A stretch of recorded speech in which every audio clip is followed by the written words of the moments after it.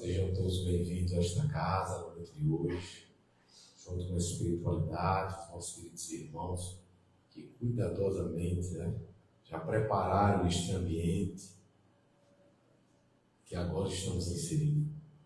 Vamos agradecer muito a espiritualidade pelo trabalho que eles têm conosco durante todo o dia, nos guiando, nos guardando, nos protegendo, nos livrando de tantas coisas, tantos caminhos que nós não deveríamos entrar, e cair, para que hoje, à noite, neste exato momento, nós estamos aqui. E nós não estamos sós. Graças a Deus. Estamos com os nossos amigos, anjos da guarda, guias espirituais, amigos que compartilham conosco deste momento que nós fomos convidados pelo nosso governador espiritual. Olha isso. Nós somos convidados por este governador deste planeta, nosso mestre amado e irmão Jesus Cristo. Nós estamos aqui. Então, mais uma vez, sejam todos bem-vindos aos irmãos que estão chegando pela primeira vez. Recebam também o abraço fraterno desta equipe, deste homem, Francisco Cano Xavier, nosso querido Chico. Então, vamos dar os nossos inícios, e para início, vamos fazer aqueles avisos para os irmãos que não conhecem a nossa rotina da casa, E a casa passa por esses meios que a gente tem aqui. Então, meus irmãos, na terça-feira, a Casa de Caridade Chico Xavier tem um estudo chamado ESD, Ensino Sistematizado da Doutrina Espírita. Estamos em recesso desse estudo. Não dos trabalhos, mas sim dos estudos. Voltaremos aos estudos no dia 9 de fevereiro. Então, a casa deu esse recesso para os alunos, todo mundo passou aí por média, todo mundo recebeu diploma. É brincadeira, pessoal. Mas também na mesma terça-feira, nós temos também o estudo mediúnico, que é um estudo mais aprofundado, um estudo que precisa do embasamento da casa, do estudo do ESD, para que possa acontecer, e você possa participar. Então, se você já frequenta a casa, ou se você frequentou outra casa, que tem conhecimento, olha, eu já fui de outra casa, já tenho conhecimento, venha para conosco, junte-se a nós no ESD a partir do próximo ano, e a gente vai estar todo mundo junto de novo. E nas terças-feiras agora, o que é que a gente está fazendo? O nosso querido irmão Alexandre está dirigindo um estudo do livro Nosso Lar. Olha que legal, para que a gente não possa ficar muito tempo afastado, dar uma saudade. Então, os irmãos, o irmão Alexandre está dirigindo esse estudo. Então, toda terça-feira, a partir das 20 horas, às 20, às 21, a gente está nesse estudo online. Então, a casa, ela disponibiliza o link e você pode entrar, qualquer pessoa pode entrar para assistir, tá bom? Temos também, pessoal, o bazar. Pode mandar para algum parente? Pode, você pode mandar para quem você quiser. Copie o link e manda para quem você quiser, tá bom? Quanto mais pessoas, melhor. Temos o bazar, pessoal, que é de suma importância para essa casa, os irmãos assim já o sabem. Os irmãos têm uma roupa que você não, em perfeito estado, que não está usando, pode trazer. A gente coloca aqui no bazar e a gente abre, vende essa roupa para manter a estrutura dessa casa em condição.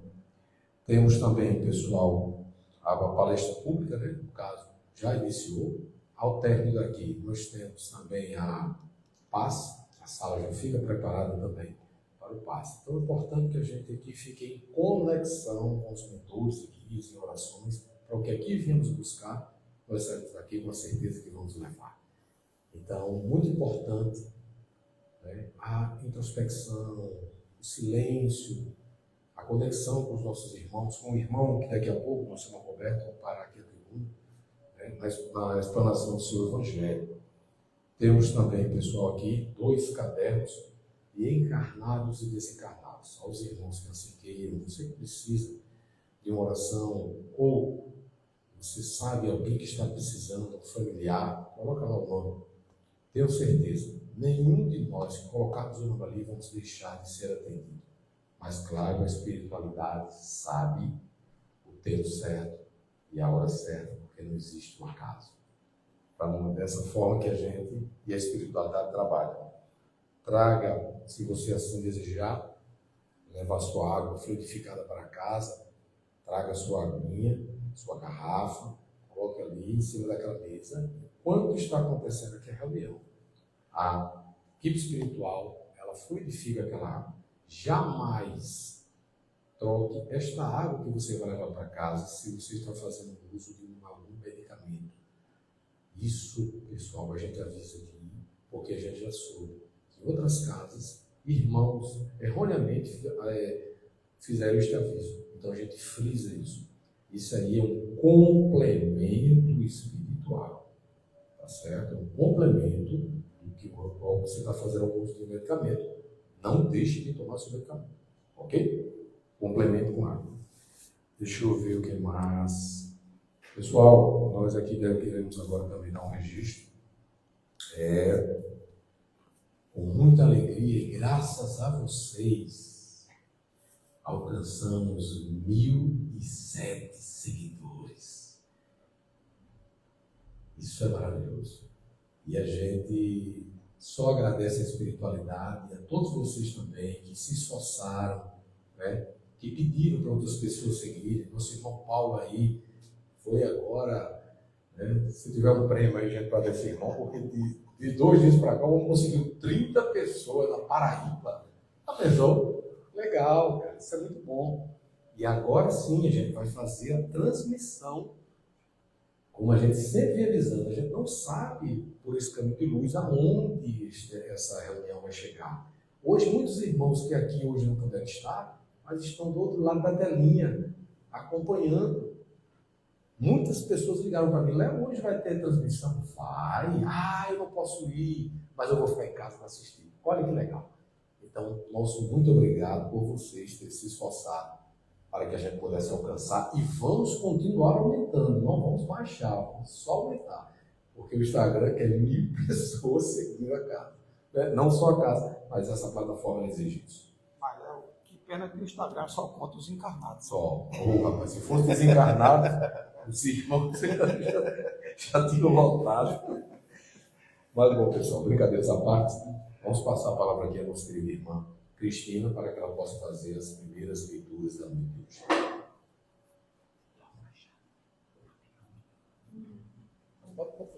Boa noite a todos. Abençoados sejam todos os corações que aqui se encontram. E a leitura de hoje está no livro Pão Nosso, de Chico Xavier, pelo Espírito Emmanuel. E o tema é Vejamos Isso. Porque o Cristo me ensinou não para batizar, mas para evangelizar, não em sabedoria de palavras, para que a cruz do Cristo se não faça vã. São palavras de Paulo ao 1 Coríntios, capítulo 1, versículo 17. E Emmanuel faz a seguinte reflexão. Geralmente, quando encarnados, sentimos vaidoso prazer em atrair o maior número de pessoas para o nosso modo de crer. Somos, invariavelmente, bons pregadores e eminentemente sutis na criação de raciocínios que esmaguem os pontos de vista de quantos não possam compreender no imediatismo da luta.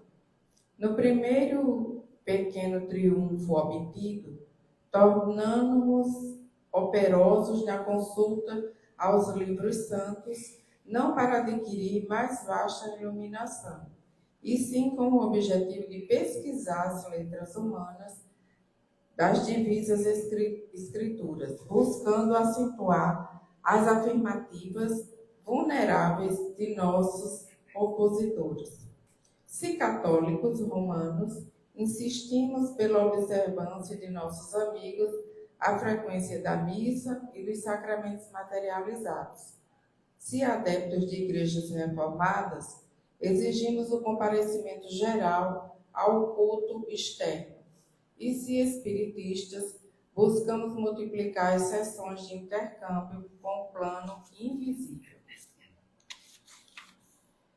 Semelhante esforço não deixa de ser louvável em algumas de suas características. Todavia, é imperioso recordar que o aprendiz do Evangelho, quando procura sinceramente compreender o Cristo, sente-se visceralmente renovado na conduta íntima. Quando Jesus penetra o coração do homem, converte-o em testemunho vivo do bem e manda-o a evangelizar em seus irmãos com a própria vida. E quando um homem alcança Jesus, não se detém pura e simplesmente na estação das palavras brilhantes, mas vive de acordo com o Mestre, exemplificando o trabalho e o amor que ilumina a vida, a fim de que a glória da cruz não se faça vã. Então, essas palavras aqui de Emmanuel, ele nos convida, né, a refletir sobre, vejamos isso, né, esse detalhe das palavras de Paulo a 1 Coríntios, onde ele diz que nós nos sentimos vaidosos em atrair o maior número de pessoas para a nossa opinião. Quando a gente está contando um fato, uma história, ou quando estamos um time, um estudo, então nós ficamos assim muito felizes quando nós falamos para as pessoas e as pessoas não discordam. Todo mundo concorda e aquilo envaidece nosso ego, né? Porque todo mundo está concordando com a nossa opinião, com a nossa palavra.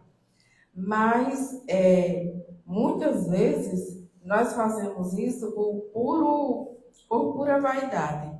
E cada vez a gente busca raciocínio mais sutis para quando estiver falando ou discutindo com alguém, calar a boca daquela pessoa, não deixar que ela tenha a última palavra. Então, você sempre procura, sempre trabalha nesse pensamento de a última palavra ser a sua. Então, você procura argumentos que calem a boca da pessoa, que deixe ela sem saída. E isso acontece com a grande maioria de nós ainda, e principalmente na parte religiosa.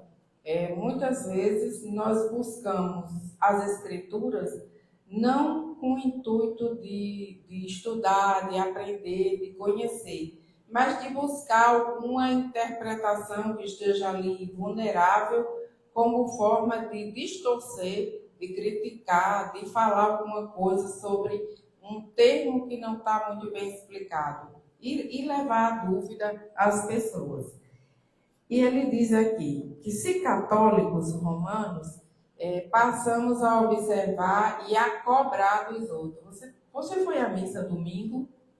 Faz dois domingos que eu não vejo você lá. Você está participando dos sacramentos, da comunhão, da confissão? Eu não tenho visto você lá. Então, se é de outras igrejas, né, evangélicas, por exemplo, começa a perguntar: minha irmã, faz 2 domingos que eu não vejo você no culto. Você foi no culto hoje, mas você nem cantou. E dessa forma. E se são espíritas, ele diz que passa a exigir, né, mais comunicação com o mundo espiritual. Você chegou atrasado hoje. Fulano, quem foi que ficou de fazer o exórdio, não compareceu à casa, chegou nos 5 minutos em cima da hora. Exatamente. Acho que não veio porque ficou assistindo a novela, e assim vai. Mas ele diz que isso ainda é normal entre nós, mas que nós devemos nos esforçar para melhorar muito nesse sentido. Porque quando o Evangelho penetra no coração do homem, ele converte o homem a ser verdadeiramente o Cristo. Ele passa a viver o Evangelho. E não somente em palavras, em cobrança, mas em atitudes, em ações, aquele abraço fraterno, aquele sorriso alegre, aquela atitude amigável, aquela ação que não faz propaganda daquilo que está fazendo, mas simplesmente faz, porque passa a sentir o Evangelho dentro de si. E ele diz que é desta forma que o homem, vivendo, faz com que a ida do Cristo à cruz não tenha sido em vão. Então, nós estamos num período do ano, né, que fizemos grandes promessas lá atrás, né? Em dezembro do ano passado, a gente fez muitas promessas: vou melhorar, vou fazer uma dieta, vou começar na academia, vou cuidar mais dos meus pensamentos. E agora, depois de decorrido esse ano todo, o que foi que a gente conseguiu cumprir? O que foi que a gente conseguiu de fato fazer? Aí vamos analisar e refazer as promessas, né, para o ano de 2026. E esperamos que a gente possa cumprir dessa vez. Não é isso? Ok, minha querida Cristina, obrigado pela sua colaboração, meus queridos irmãos, neste momento. Vamos fechar os nossos olhos, levar o nosso pensamento ao Mestre Jesus, aos nossos guias, mentores e irmãos de caminhada que estão conosco nesta noite, que possamos junto com eles sair deste ambiente agora em forma de energia e que possam chegar essas energias em formas de luz, de pétalas de rosas, aonde não podemos estar, nos presídios, nas delegacias, nos hospitais, nos manicômios, favelas, sarjetas, aonde possa haver choro e ranger de dentes, Senhor. Que ali estejam os teus prepostos, anjos da guarda, guias espirituais, a levantar esses irmãos caídos de volta ao caminho da casa do Pai. Que a Ti, ó Mãe Santíssima, que possa nos cobrir neste momento com seu manto sagrado, com muito amor e com muita paz. Que assim seja. Meus queridos irmãos, vamos passar a palavra agora ao nosso querido irmão Roberto Teixeira, para que ele possa ocupar a tribuna e aí fazer a explanação dos olhos da noite de hoje. Fala, pessoal. Boa noite, pessoal. Rapaz, tá achando o som, encheu mais a sala, né? Tá mais. Boa noite às pessoas que nos assistem pelo Instagram. Obrigado por chegar ao número lá. Enquanto você falava, teve mais gente também, né, aderindo. E a gente só tem a agradecer de chegar a esse número e poder estar divulgando o Evangelho Espírita através do Instagram. O tema de hoje é muito interessante. O tema de hoje fala da justiça das aflições. Na primeira semana de dezembro, quando a Alessandra perguntou se eu podia vir comentar o Evangelho aqui, eu já fiquei aflito. Eu já fiquei aflito. Eu digo, meu Deus do céu, vou falar sobre aflições. E se você pegar esse tema lá ele está no capítulo 5, no item 3, ele é bem resumido, é um comentário de Kardec, falando justamente sobre justiça das aflições. A gente pode dizer assim, é até um contrassenso, né?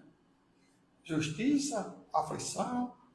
E como é que a gente vai entender o que Kardec, né, o resumo que ele faz de tudo isso dentro do conhecimento espírita?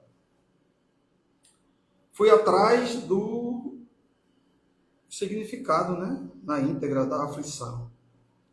Estado daquele que está aflito, eu quando peguei a notícia do Evangelho, né, sentimento de persistente dor física ou moral, ânsia, agonia e angústia. Está lá no dicionário essa definição. Aí pergunto eu, tem alguém aqui ainda que não viveu nenhuma aflição na vida?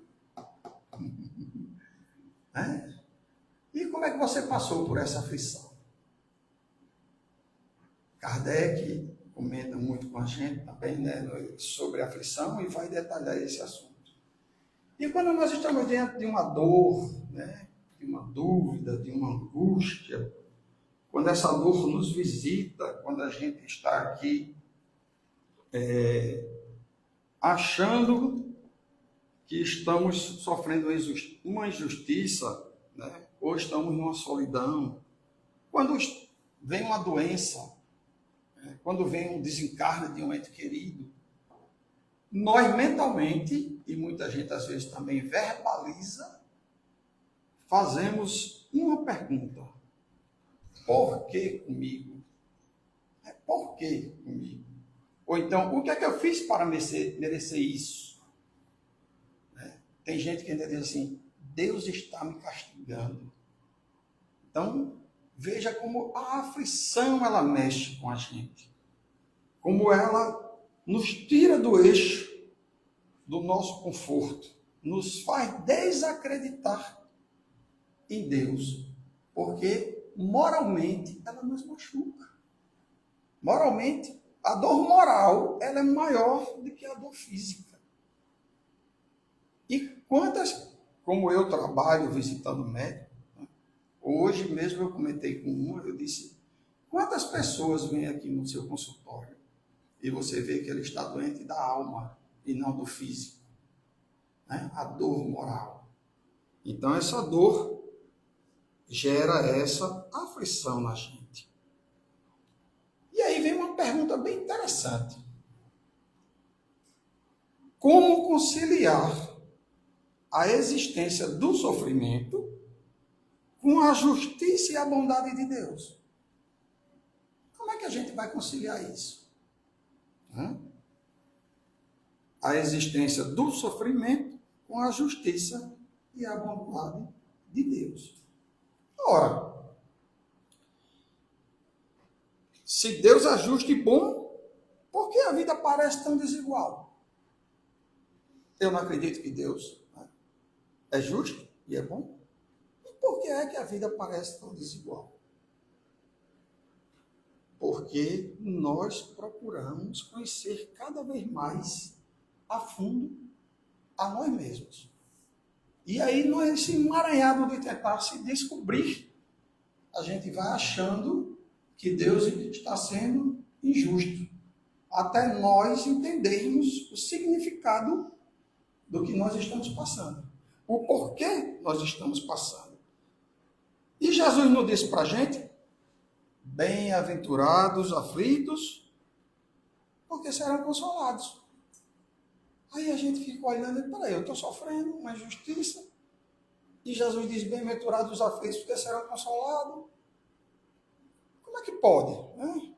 Então, isso vai criando aquela dúvida na gente de querer resolver logo tudo isso, enquanto cá estamos. E Allan Kardec, lá no item 5, ele diz: sem a certeza da vida futura, essa afirmação seria ilógica. Né? Seria ilógica você dizer bem-aventurados aflitos porque serão consolados. Mas se só existe uma vida, vai ser consolada aonde? Quando? Quando eu vou ser consolado? Então, Kardec lá no Evangelho nos chama a atenção e diz: ninguém aceitaria sofrer hoje se tudo terminasse no túmulo. Então, né, ninguém aceitaria, porque você está acreditando que só tem uma vida, certo? E que você vai sofrer. Enquanto você olha outras pessoas de boa, né? Do seu ponto de vista, as outras pessoas estão de boa. Muitas vezes a pessoa está sorrindo, muitas vezes a pessoa está equilibrada, mas por dentro ela está sofrendo. E quando às vezes você consegue fazer uma pergunta que toca o espírito daquela pessoa, aí ela passa a ser quem ela é. Aí ela vai dizer, eu estou triste por causa disso, do diabo fraterno, né? Você vê muitas pessoas abrirem esse leque. Mas aí qual é a função da doutrina espírita? Que é trazer uma fé raciocinada. É fazer com que a gente comece a juntar esses pedacinhos do quebra-cabeça.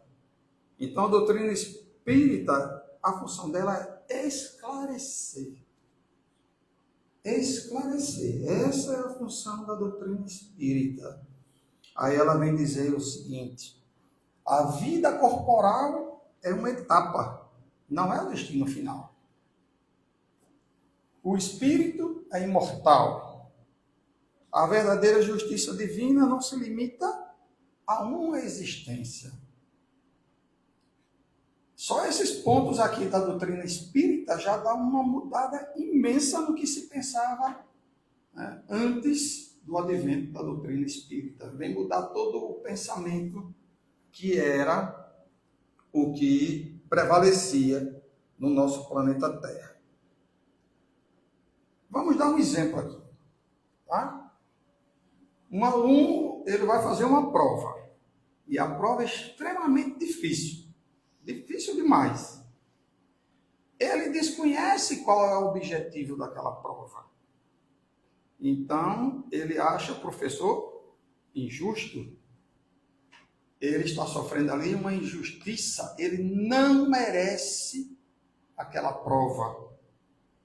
Mas quando ele entende que aquela prova ela é necessária para a sua formação, a prova passa a ter sentido.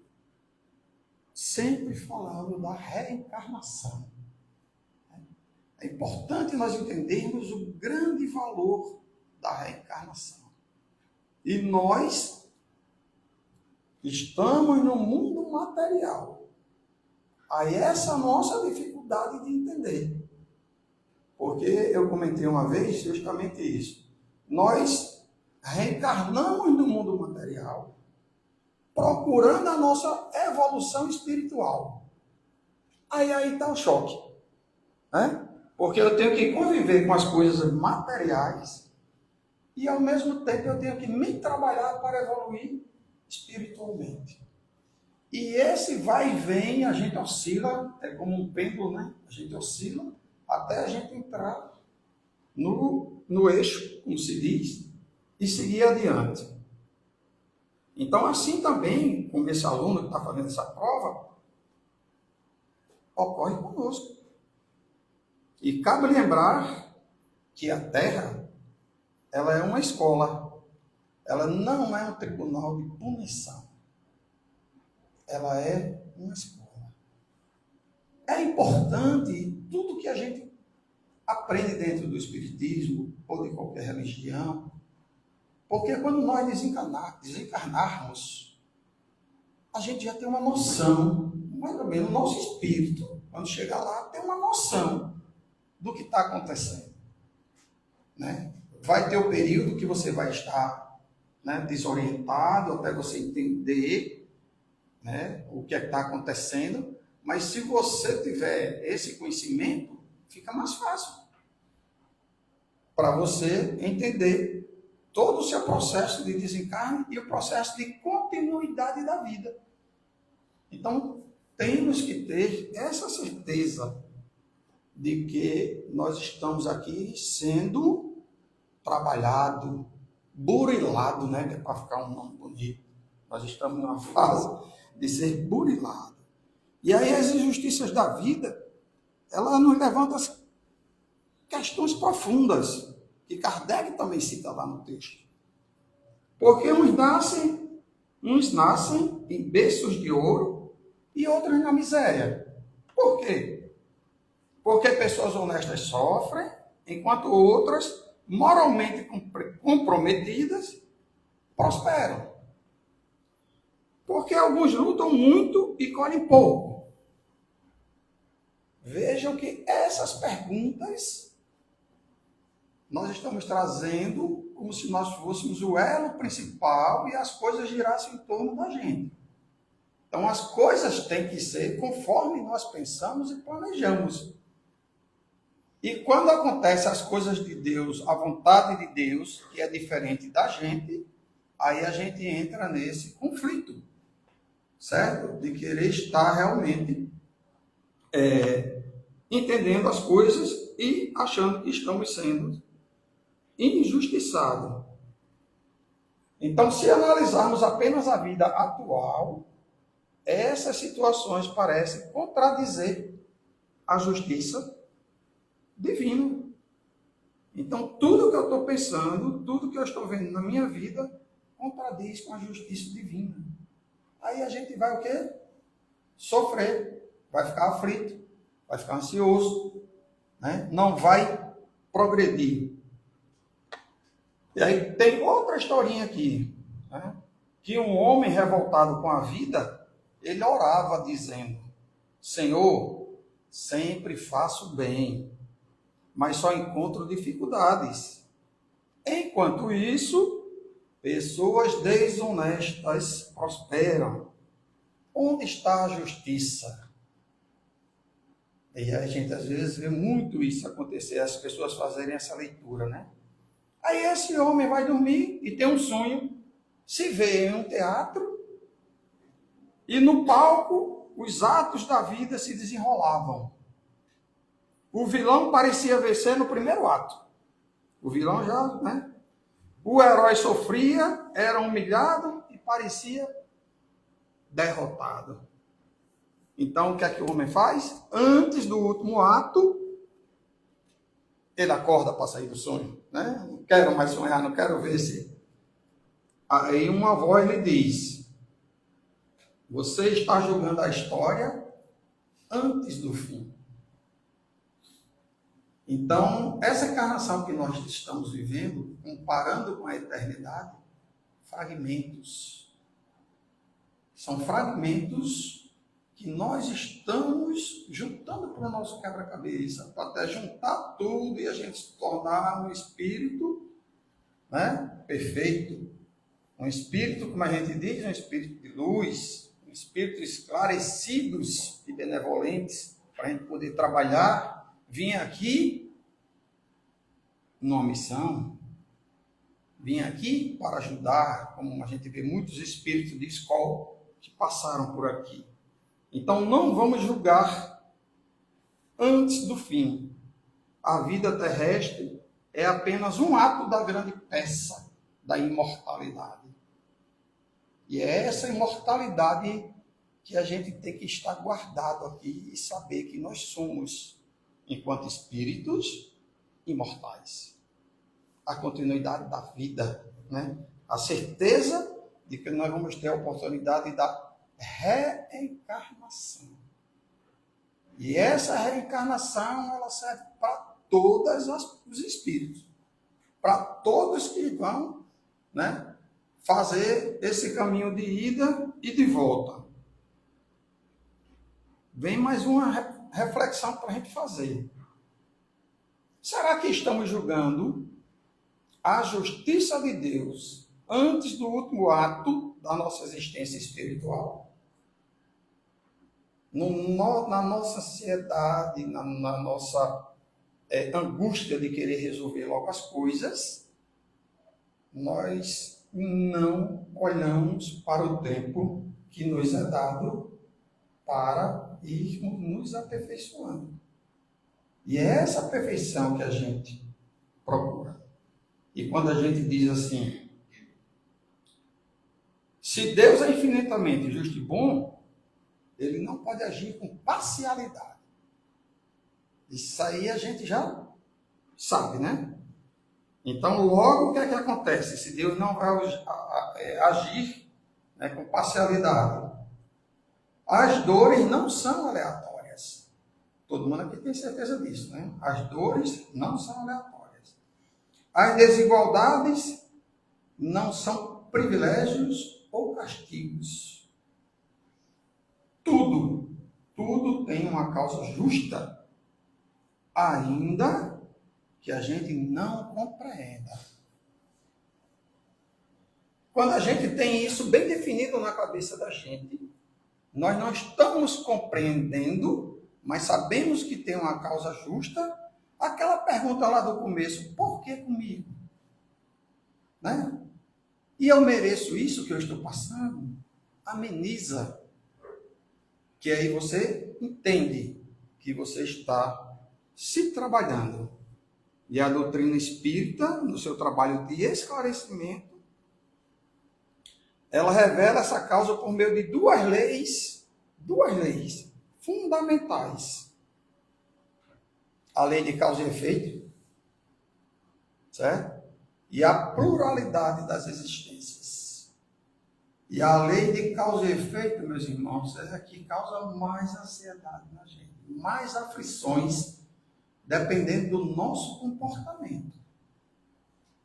Porque o mundo que a gente está construindo hoje, o espírito que a gente está podando, está trabalhando, está amadurecendo hoje, é o que vai ser na próxima reencarnação. Tem gente que diz, eu queria saber quem eu fui na vida passada. Não precisa ir fazer regressão não, gente. Basta fazer assim, poxa, eu não tenho paciência, né? Eu não sei perdoar, eu sou orgulhoso, né? Eu sou invejoso, eu sou ambicioso. São realmente situações que você não melhorou ainda. E você trouxe para se melhorar.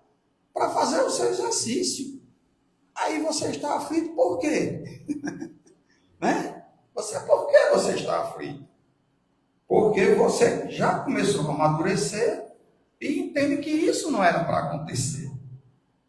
Então, quando a gente se faz essa pergunta, é um ato de humanidade.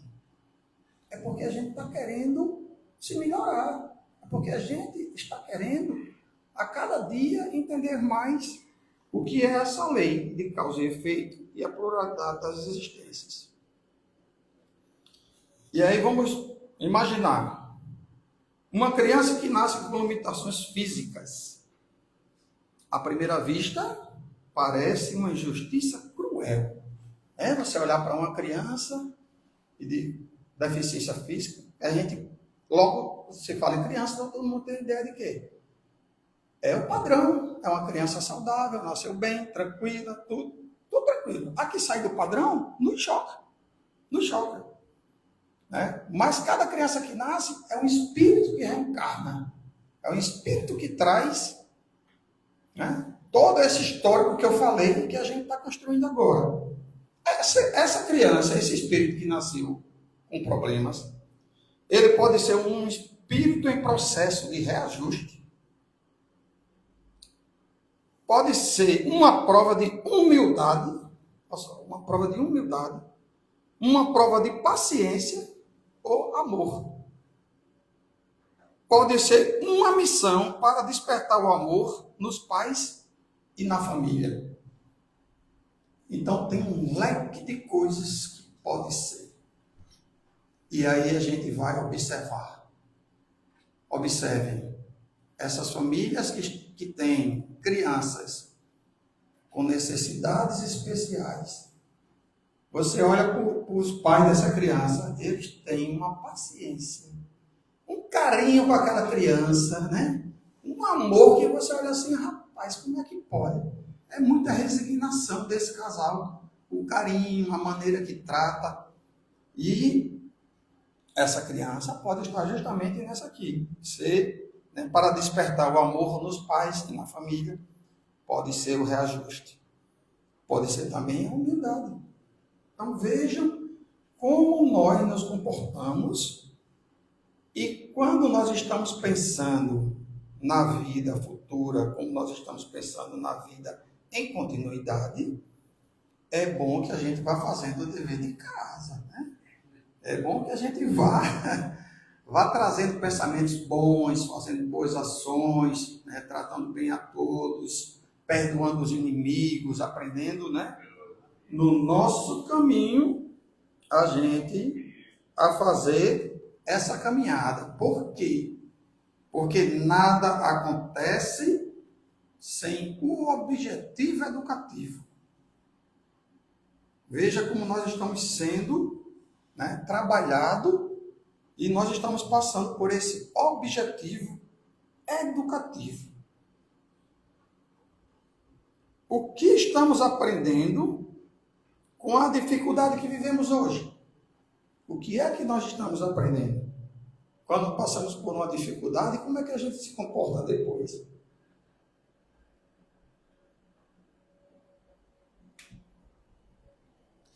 Será que nós aprendemos a lição? Será que depois disso nós mudamos? E vou abrir um parênteses aqui para vocês. A coisa é barra.com, certo? Porque quando você tem determinado comportamento, que até então, vamos dizer assim, não era um comportamento saudável, e você muda. As pessoas que estão ao seu redor demoram muito a entender que você mudou. Eles continuam vendo aquela pessoa que eles viam, que eram acostumados a ver. E aí muita gente desiste. Eu mudei, mas encontrei a barreira de ser aceito como uma pessoa nova que eu mudei. Aí volta para aquele ato antigo. E essa mudança, esse processo de mudança que nós estamos fazendo agora nessa reencarnação, tendo contato com a doutrina espírita, vindo para cá, estudando, nós estamos fazendo o quê? Estamos desconstruindo o homem velho que mora dentro da gente para construir um novo homem, um novo ser, um novo espírito na sua nova caminhada. Dá trabalho? Dá trabalho, porque desconstruir exige esforço. E outra coisa, não espere reconhecimento. Mude. Mude porque você está amadurecendo e tenha certeza que está procurando o melhor para você. Então, o que estamos aprendendo com a dificuldade que vivemos hoje? Aí Jesus, um espírito de escola, né? Um espírito crístico, ele ensinou por meio de parábolas, mas ele estava respeitando o amadurecimento da humanidade. Então, como diz o texto, lá Kardec falando, né? Deus permite que compreendamos claramente a causa das aflições por meio do Espiritismo. E ele nos mostra que sofremos não porque Deus quer, mas porque precisamos aprender. A dor não é castigo, é remédio. A reencarnação é a expressão do amor divino e não da punição. Então, como nós estamos nessa ânsia da mudança, aí nós estamos achando que estamos sendo punidos. Ora, se todo mundo que nasce, um dia vai desencarnar. E quando essa pessoa desencarna, eu digo que vou ser castigado, eu fui castigado. Eu não aceito, né? Eu vou resmungar, eu vou esbravejar com Deus. Tem desencarnes e desencarnes. Eu fico brincando assim com isso, né? Desencarnes e desencarnes. O que é que acontece quando uma pessoa de idade avançada, né, está ali com 100 e poucos anos, desencarna?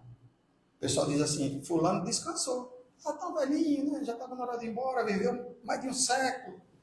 Fulano descansou. E quando é um espírito jovem, né, tem idade, produtivo, né, e aí a comoção é maior. A gente diz realmente que ele desencarnou, morreu. O sofrimento é maior. E quando você tem também a oportunidade de um parente seu estar hospitalizado, você passar não sei quanto tempo com ele no hospital, todo preparo para você se despedir dele, e ele parte também, e você vai achar que realmente ele descansou. Então, como é que a gente pode viver a justiça das aflições? A justiça das aflições. Como é que a gente vai viver? Então, diante das dificuldades, o Espiritismo nos convida à resignação consciente, não conformismo passivo, chama a aceitação ativa com esforço de melhoria, confiança em Deus, mesmo sem compreender tudo. Porque a gente às vezes diz assim, não, eu tenho fé em Deus. Tem mesmo. Você tem fé em Deus. E na hora que você é testado, o que é que você faz com essa fé? Cadê a sua fé? Porque as coisas saíram do seu controle. Quando as coisas saem do controle da gente, aí sim, aí a coisa pega. Porque nós queremos que o mundo seja conforme nós pensamos, né? Tudo arrumadinho, tudo ali no seu lugar, dentro da nossa ótica. Só que nós somos 8 bilhões de habitantes no planeta Terra. Já passamos dos 8 bilhões. Cada um tem o seu mundo. Cada um tem sua maneira de arrumar o mundo. Vou dar um exemplo simples aqui, físico, né? Você arruma a sua casa do seu jeito. Se você sair e for passar 6 meses fora e for um filho seu morar na sua casa, quando chegar lá não está mais arrumada do seu jeito. Ela está arrumada do jeito dele. Mesmo assim somos nós. Ajeitamos o mundo. Gente, o mundo para mim é perfeito. O único defeito são as aflições que chegam. As ansiedades. As coisas que não estão batendo com o que eu pensei. E daí, até eu entender que eu estou sendo moldado, que eu estou sendo trabalhado, é uma oportunidade de exercer a paciência, a benevolência, a caridade, né? A indulgência. Aí quando eu começo a entender essas coisas, meu índice de reclamar era desse tamanho, eu já não reclamo mais, porque eu entendo. Né? Eu entendo. Então, quando a gente começa a amar o próximo como a gente mesmo, a gente passa para esse patamar de entendimento. Por quê? Porque nem todo mundo vai pensar igual a você. Somos, né, reunidos pelos grupos afins. Somos. O nosso lar é um grupo de espíritos afins. O nosso grupo de amizade no trabalho, o nosso grupo de amizade na escola. A gente pensa que não, mas são espíritos afins que vão se encontrando e vão levando alguma coisa, cada um para o outro, em termos de amadurecimento. A diretora não está hoje aqui, né? Não veio. Mas está na live. A diretora, ela sabe. Primeiro dia de aula, ninguém se conhece na escola. Ninguém. Primeiro, os alunos, um veio de Macaíba, outro veio de Parnamirim, outro veio, sentaram 30 numa sala de aula. No segundo dia, já está os grupinhos feitos. Quem gosta de brincar, quem gosta de estudar. Né? O pessoal do fundão, né? O pessoal que gosta, como é que eles chamam? Os CDE. Então, quem fez essa seleção? Natural, espiritual, afim. Então você não pense que você recebeu um filho como castigo. Você não pense que recebeu um esposo ou uma esposa como castigo. Né? Não. Você recebeu para você ir se trabalhando. Para que suas aflições lhe ensinem. E que você tenha mais confiança em Deus. Para que você tenha certeza que Deus está lhe trabalhando. Então, sofrer perguntando, por que comigo? Por que comigo? É humano a gente fazer essa pergunta. Mas crescer espiritualmente é transformar essa pergunta em o que Deus espera que eu aprenda com isso. O que é que Deus espera que eu aprenda com isso? Essa pergunta é muito interessante e é bom a gente, né, ter essa pergunta em nossa mente para quando a gente estiver diante de um problema, de uma aflição, de uma angústia, de uma dor moral, a gente se perguntar o que é que Deus quer que eu aprenda com isso. E essa pergunta é muito interessante. Porque na estrada de Damasco, quando com Saulo, vai Saulo e sai Paulo, quando ele se encontra diante daquela situação, que para ele, um doutor da lei, aquela situação foi inexplicável, ele não chateou-se, ele não xingou, ele não perturbou-se, ele só perguntou: Senhor, o que queres tu que eu faça? Já pensou que pergunta interessante? Já pensou que toda vida que a gente tiver uma dificuldade, a gente fizer essa pergunta mentalmente. Senhor, o que queres tu que eu faça? Aí quando você fizer essa pergunta, eu já faço uma prece. Já faço uma prece que o auxílio da espiritualidade vem. Você vai serenar mais o seu espírito, você vai se acalmar, né? E você vai realmente centrar. Porque a pior coisa do mundo é tomar atitudes quando nós estamos com raiva, quando nós estamos desorientados, desequilibrados mentalmente. Nós tomamos atitudes que vamos nos arrepender para o resto da vida. Vamos ficar nos perguntando: rapaz, eu fiz isso. Então é muito melhor a gente fazer essa pergunta, fazer uma prece e acalmar o nosso espírito, para a gente ir aprendendo a viver. Então, a justiça das aflições, ela não se revela no imediato. Ela se revela no conjunto das existências. Né? Aí vamos ter em mente o seguinte: nada é inútil, nada é injusto, nada é esquecido. Deus não erra. Deus não erra mesmo. Né? Quem errou fui eu agora, quando apertei aqui. Mas Deus não erra nunca. Deixa eu chegar lá. Então, Deus educa e Deus ama. Alguém tem dúvida que Deus educa e Deus ama? Tanto é que nos dá a oportunidade da reencarnação. Nos dá a oportunidade de vir com pessoas, né, para nos ajudar. Eu não sei se eu sou a prova, né, ou eu não sei se eu estou na prova, eu não sei. Eu sei que eu estou no lugar que me é necessário. Então, para que a gente possa sair daqui com mais fé raciocinada, mais esperança, mais compromisso com a nossa transformação moral, eu ainda vou terminar com uma pergunta. Né? Se esta prova é justa e necessária, como posso atravessá-la me tornando um espírito melhor? Dever de casa. Hein? Se esta prova é justa e necessária, como posso atravessá-la me tornando um espírito melhor?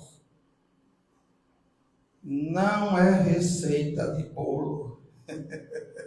Certo? Se fosse, eu ia dizer aqui para vocês: se comporte assim, assim, assim, assim. Né? Não é receita de bolo. Você vai ter o seu jeito, você vai ter o seu jeito. Cada um aqui vai ter o seu olhar.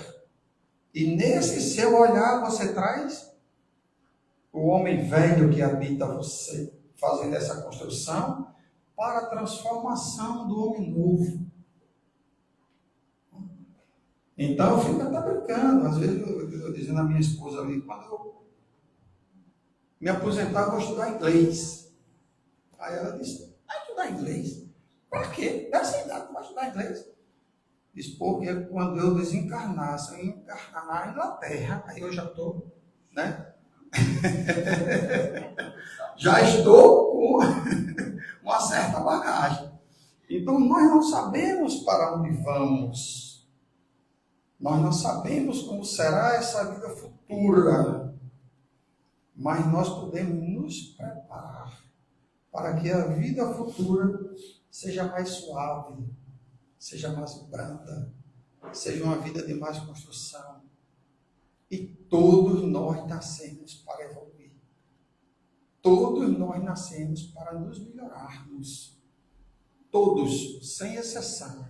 Até aquele irmão, como diz Chico Xavier, né, um cristão ainda não cristianizado, que está lá no presídio, que cometeu, né, atos, né, descumprindo as leis de Deus e as leis terrenas, mas ele sabe que aquele ser vai passar pelo processo evolutivo dele. O tempo depende do nosso comportamento.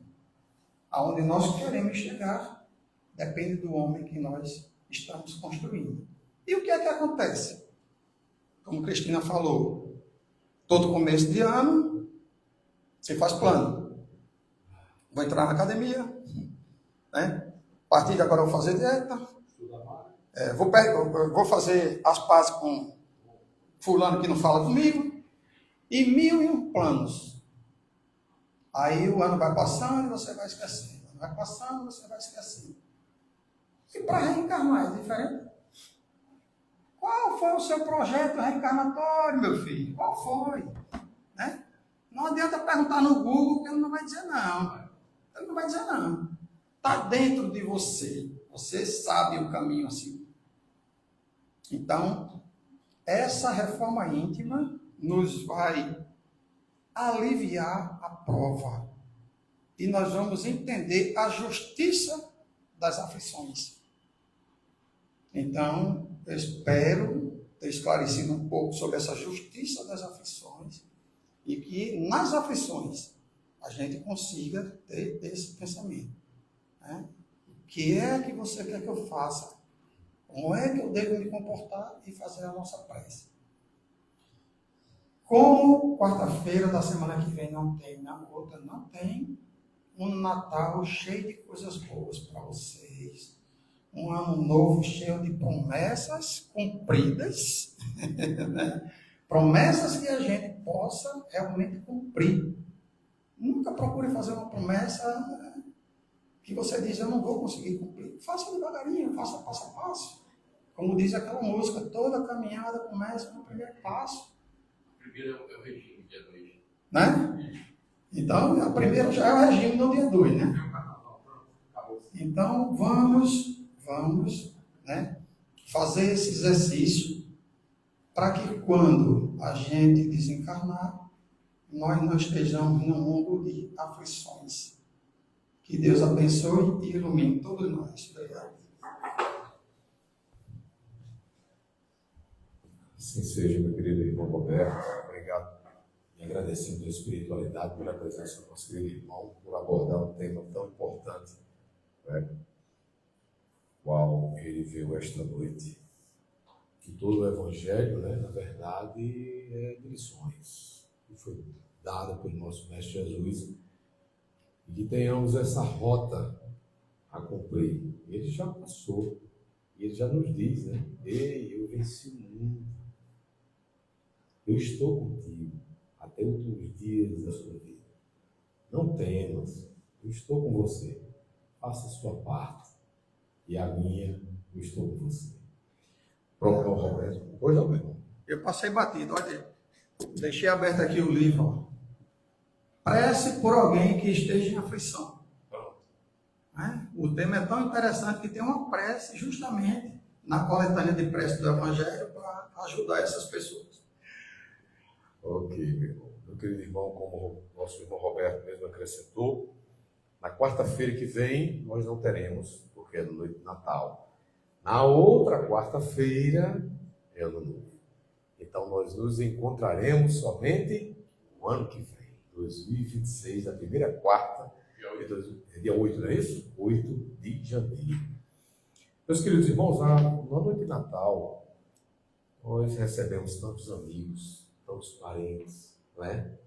Tanta gente boa. A ceia nós preparamos com tanto carinho, tanta guloseima, tanta coisa boa. Mas muitas vezes nós esquecemos de convidar o nosso mestre e amigo Jesus. Nós convidamos tanta gente, mas nós não permitimos que o nosso amigo maior, o nosso irmão mais velho, Jesus, venha participar da nossa ceia. Vamos fazer um compromisso aqui, meus irmãos, em que na noite de Natal, rodeado de amigos, de familiares, nós possamos nos recolher um pouco, fazer uma reflexão do que foi esse ano para nós, o que trouxe de nós este ano de 2025, as lutas enfrentadas, mas com certeza as vitórias também que vieram também. Algumas perdas, sim, porque faz parte da caminhada. Não é só flores, temos espinhos também. Mas, meus irmãos, vamos elevar nesta noite a prece àqueles que nada têm. Olhe para a nossa mesa, tão farta de coisas boas e de amigos que se sentam. Mas vamos também dirigir este olhar, esse pensamento para aquele que não tem o que comer, que não tem o que vestir, que está nas marquises, nas sarjetas, nos presídios, não é?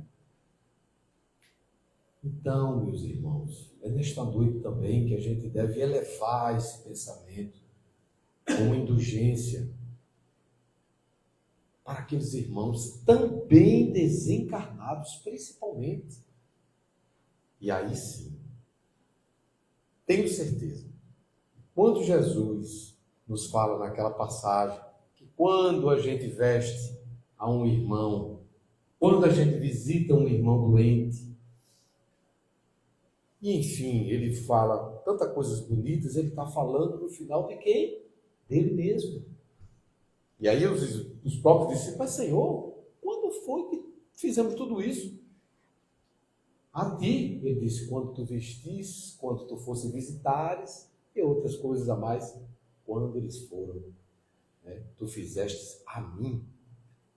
Então, meus irmãos, é nessa forma de agradecimento, né? Por este ano, agradecemos a espiritualidade desta casa, a todos vocês que vieram e vêm, porque se não fosse vocês, essa casa não teria, né, essas portas abertas. Em nome da equipe da Casa de Caridade Chico Xavier, o nosso muito obrigado por tudo que foi esse ano de 95, 2025. Deu uma regredida agora, né? Foi? Está 21 anos aí. Mas enfim, meus irmãos, com o nosso querido irmão Roberto e nossa irmã Cristina também aqui presente, queremos desejar 2026 com muita paz, com muita luz, com muito amor, com muita fé e a fé renovada. Tá bom? A você que nos acompanha aí pelo Instagram, o nosso muito boa noite e obrigado pela sua presença também. E vamos aqui à nossa oração final. Amado Mestre Jesus, obrigado, Senhor, por este momento que aqui estamos vivendo nesta casa, a última reunião de 2025.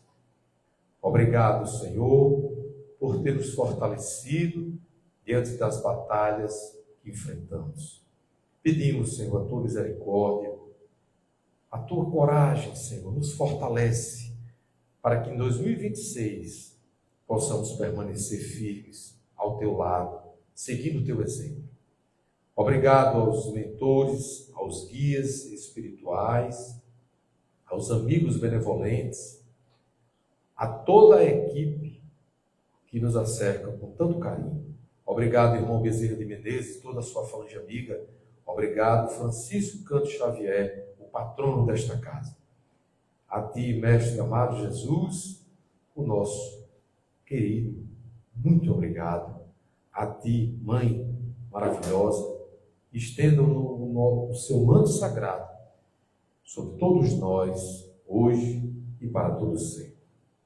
Muito obrigado, meus irmãos, e assim seja. Meus queridos amigos, assim que podem formar fila para a direção ao passe. Ok, meu amigo Roberto. O